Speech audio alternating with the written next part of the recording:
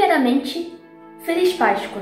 E cara, eu gostaria de contar um pouquinho a história de um certo filme que eu achei muito da hora, que é muito bom.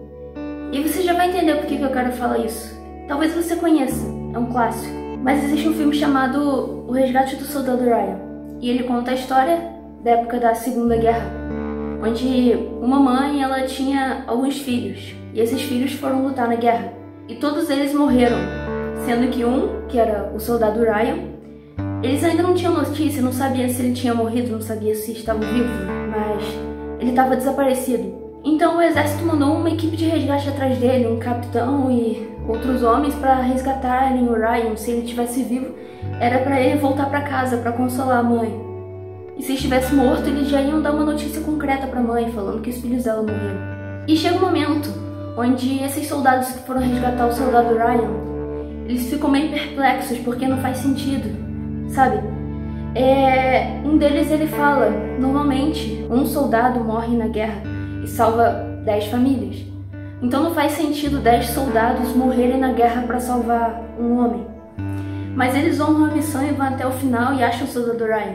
Aí o Tom Hanks, que naquele caso interpretava o papel do capitão, desculpa o spoiler, mas ele foi ferido gravemente e ia morrer.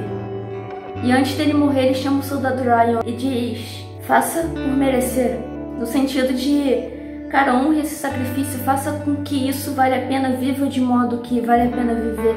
Agora, você provavelmente já entendeu o que eu quero falar, mas uns 700 e tantos anos antes de Jesus vir ao mundo, antes do Filho de Deus nascer como um homem, Isaías teve uma profecia, ele profetizou algo que eu gostaria de ler algumas partes.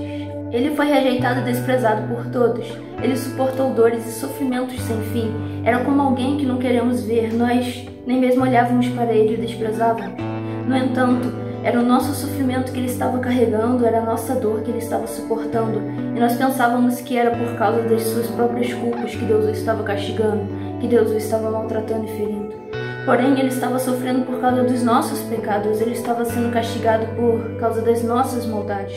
Nós somos curados pelo castigo que ele sofreu, somos sarados pelos ferimentos que ele recebeu. Cara, existe um lugar onde a gente não precisa ser escravo do pecado, um lugar onde a gente não precisa ser escravo de sentimentos ruins. Porque, cara, ele não levou apenas uma dor física.